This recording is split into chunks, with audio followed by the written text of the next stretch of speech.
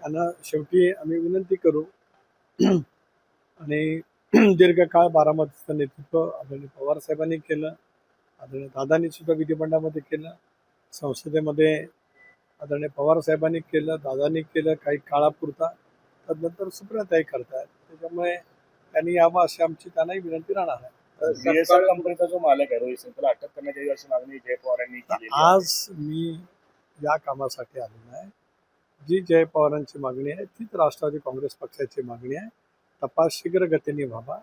ज्या ज्या शंका तपासाच्या बाबतीमध्ये उपस्थित केलेल्या आहे त्याचाही समावेश तपासाच्या याच्यामध्ये अंतर्भूत करावा.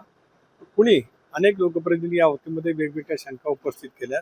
या साऱ्यांच्या शंकेसह तपास पूर्णपणाने केला जावा. तो लवकरात लवकर अंतिम अहवाल यावा.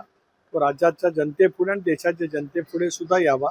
ज्या वेळेला मी संसदेमध्ये जातो त्यावेळेला दादांच्या या अकाली दुर्दैवी निधनाची खूप मोठ्या प्रमाणावरती एक देशपातळीवरच्या वेगवेगळ्या राज्यातल्या खासदारांनी सुद्धा व्यक्त केलेलं आहे. देशाला सुद्धा कळलं पाहिजे की दादांचा अपघात नेमका कशावरून झाला. धन्यवाद. जय पवार यांनी असं विधान केलेलं आहे की प्रत्येक जे प्रकरण महाराष्ट्रात राष्ट्रवादी नेत्यांची नावं येतात. अशोक खरात प्रकरणात शेवटी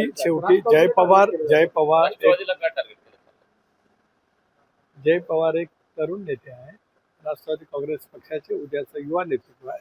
त्यामुळे त्यांनी त्यांच्या भावना प्रकट करणं हे योग्य आहे. त्या ज्या भावना ज्या पद्धतीने ते मांडतायत ते पक्षाच्यासाठी, पक्षाच्या कार्यकर्त्यांच्यासाठी, पक्षाच्या संघटनेसाठी अतिशय योग्य आहे. धन्यवाद.